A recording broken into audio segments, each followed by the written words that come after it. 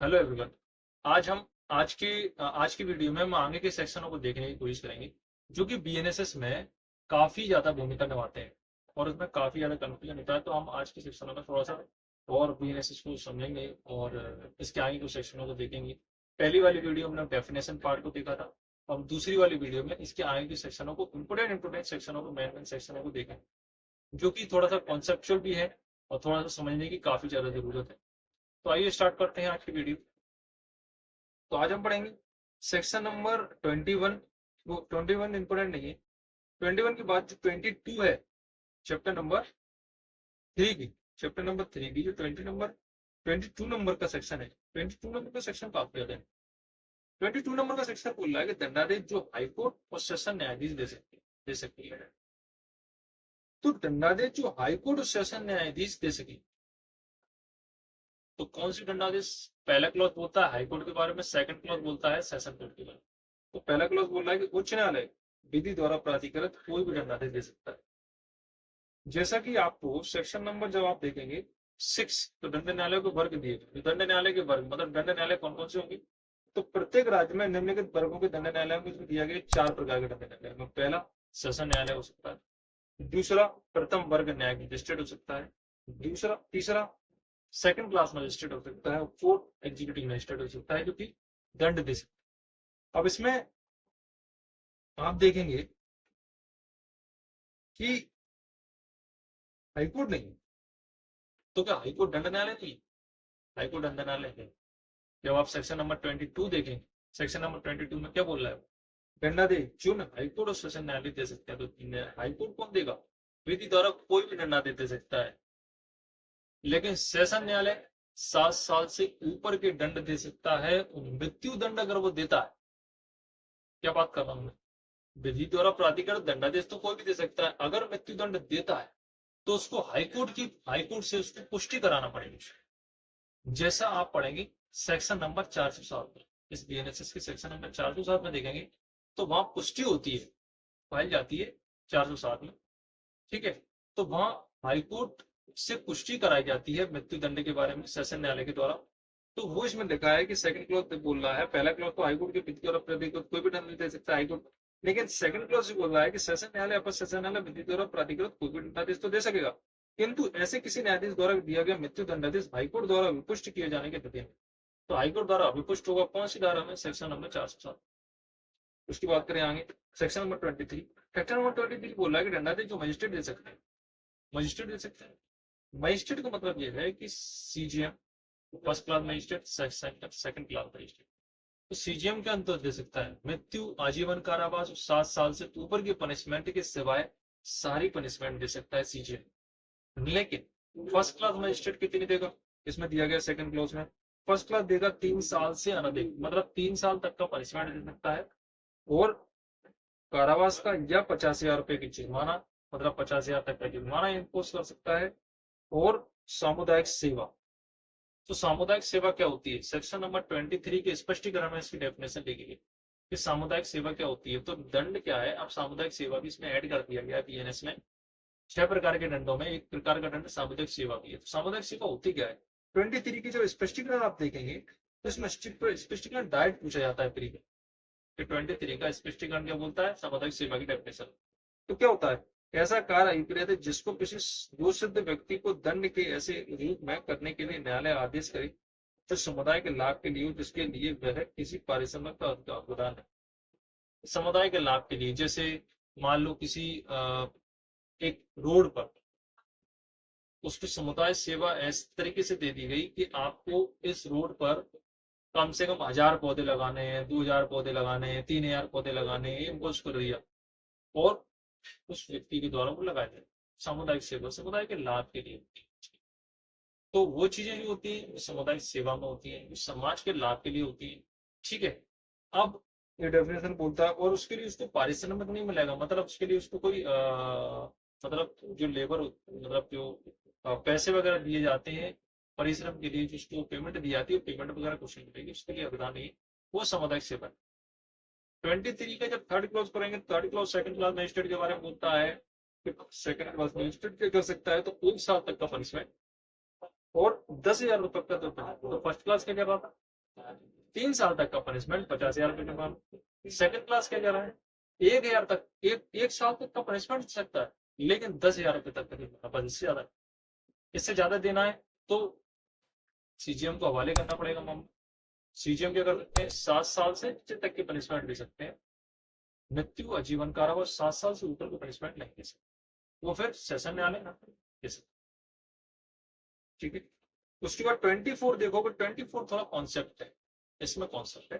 24 से कह रहा है कि जुर्माना देने में व्यतिक्रम होने पर कारावास। तो इसमें देखेंगे आप, 2 क्लॉज दिए थे। पहला क्लॉज देता है कि इसमें दिया क्या गया है, इसमें दिया गया कि अगर जुर्माना किसी पे इम्पोज किया गया है और वो जुर्माना नहीं देता है, सजा तो दी गई है लेकिन जुर्माना भी उस पर लगाया गया है, वो जुर्माना नहीं देता है। जैसे आप बीएनएस की सेक्शन नंबर 8 पढ़ेंगे, सेक्शन नंबर 8 में भी ऐसे कुछ क्लॉज आपको देखने को मिलेंगे, प्रावधान देखने को मिलेंगे। सेक्शन नंबर 24 तो क्या कह रहा है, जुर्माना नहीं देता है तो क्या होगा, किसी मजिस्ट्रेट, पहला क्लॉज कह रहा है किसी मजिस्ट्रेट का न्यायालय जुर्माना देने में व्यतिक्रम होने पर इतनी अवधि का कारावास देने करेगा जो विधि द्वारा प्राधिकृत, जो वो विधि द्वारा प्राधिकृत है उसका उतना मतलब एक तरीके से कारावास इम्पोज किया जा सकता है। उसके बाद इसको प्रोवाइजो कह रहा है कि सेक्शन नंबर 23 आपने पढ़ा था, इसमें फर्स्ट क्लास मजिस्ट्रेट की पावर है, सेकंड क्लास मजिस्ट्रेट की, सीजीएम की अधीन मजिस्ट्रेट की शक्ति की अधिक नहीं होगी, मतलब उसके लिए जो उसमें दिया गया है उससे अधिक नहीं दे सकता वो किसी को पनिशमेंट। अब इसका जो बी दिया गया वो जहाँ कारावास मुख्य दंडाधीश के भाग के रूप में निर्णय किया गया है वहां वह उस कारावास की अवधि की 1/4 की अधिक नहीं होगी जिसको मजिस्ट्रेट जुर्माना देने में दंडाधीश के रूप में तथा उस अपराध के लिए अधिक, तो उसको 1/4 पनिशमेंट उस पर लगाई जाएगी। कितनी लगाई जाएगी, 1/4 पनिशमेंट उसको लगाई जाएगी। अगर वो जुर्माना नहीं देता है तो अधिकतम कारावास की 1/4 पनिशमेंट उसको लगाई जाएगी। ठीक है, उसके बाद आगे बोल रहा है वो कि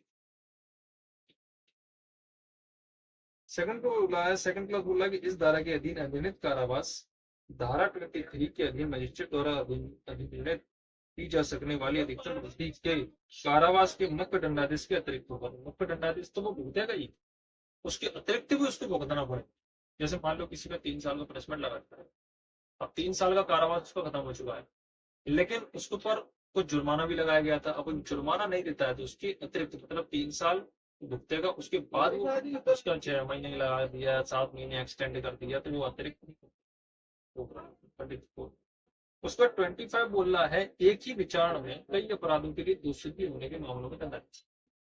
और इसमें थोड़ा सा 25 में थोड़ा घुमा दिया गया, टाइटल ये कह रहा है कि विचारण तो एक ही है लेकिन कई अपराध उसने किए हैं तो उसके कन्विक्शन पर दंडाधीश क्या होगा, उसके बारे में प्रावधान कि जैसे पहला क्लॉज ये बोल रहा है कि जब कोई व्यक्ति एक ही विचारण में 2 या अधिक अपराधों के दोषी कैलकुलेशन उसका किया जाता है, मतलब उसकी कन्विक्शन कर दिया गया है, तब न्यायालय डीएनएस की धारा 9 के अधीन रहते हुए उसे ऐसे अपराधों की विभिन्न दंडों में से उन दंडों के लिए जिन्हें देने के लिए ऐसा न्यायालय कंपिटेंट दंडादेश दे सकता है। न्यायालय अपराधों की गंभीरता पर विचार करते हुए ऐसे दंडादेश साथ साथ भुगता जावे या क्रमवर्थी भुगता जावे भुगतने का आदेश दे। मतलब अगर उस पर कन्विक्शन उसका किया गया, कई सारे उसने पनिशमेंट किए गए, मतलब उस पर 3 साल का पनिशमेंट लगा दिया गया, 2 साल का पनिशमेंट लगा दिया गया, अलग अलग लगा दिए, तो वो कैसे भुगतान जावे न्यायालय आदेश करेगा। कैसे करेगा, न्यायालय अपराध की गंभीरता पर विचार करते हुए करता है, कि वो कंसिक्यूटिवली भुगते जाएंगे या फिर कॉन्करेंटली भुगते जाएंगे। ठीक है, तो पहला क्लॉज बोलता है। उसके बाद दूसरा क्लॉज बोलता है कि दंडादेश की क्रमवर्थी होने की दिशा में केवल इसका से कोई कई अपराधों के लिए निकले दंड उस दंड से अधिक है जो वह कारावास जो न्यायालय ऐसे अपराध के लिए दोषी करने के लिए न्यायालय के लिए आवश्यक नहीं होगा कि अपराधी को उच्चतर न्यायालय के समक्ष पहुंचाने के लिए भेजे। तो पहला जो बोल रहा है कि किसी भी दिशा में 20 वर्ष से ज्यादा एक्सीड नहीं करेगा पनिशमेंट। ठीक है, 20 वर्ष से ज्यादा एक्सीड नहीं करेगा, दंडादेश नहीं किया जाएगा पनिशमेंट। उसके बाद दूसरा कह रहा है बी संकलित दंड उस दंड की मात्रा के दुगने से अधिक नहीं होगा जिसे एक अपराध में देने के लिए न्यायालय, जहां न्यायालय कंपिटेंट है जितना पनिशमेंट अपोज करने के लिए, मान लो 3 साल के लिए, तो उसके दुगने से ज्यादा नहीं दे सकता, उसके दुगने तक दे सकता है बस, मतलब उसके दुगने से ज्यादा तक एक्सीड नहीं कर सकता, क्या दंड की मात्रा के दुगने से अधिक नहीं, दुगने तक दे सकता है, दुगने से अधिक नहीं दे सकता। थर्ड क्लॉज जो बोल रहा है कि किसी व्यक्ति द्वारा अपील के प्रयोजन के लिए उन क्रमबद्ध दंडादेशों का योग जो धारा के अधीन उसके विरुद्ध दिए गए हैं, एक दंडादेश समझा जाएगा। अगर मान लो किसी पर कोई कन्विक्शन दिया गया तो कन्विक्शन करने के दौरान क्रमबद्ध दंडादेशों का योग जो इस धारा के अधीन दिए गए विरुद्ध दिए गए एक दंडादेश। हाँ, उस पर दो तीन तरीके से, मतलब एक तरीके से मान लो 3 साल का पनिशमेंट लगा दिया, 2 साल का भी पनिशमेंट लगाए, 4 साल का भी लगाए, उस पर कई सारे ऑफेंसेस का कन्विक्शन किया तो कई सारे उस पर लगा दिया, क्रमबद्ध भुगता जा रहा है, कंसिक्यूटिवली वो चल रहे हैं।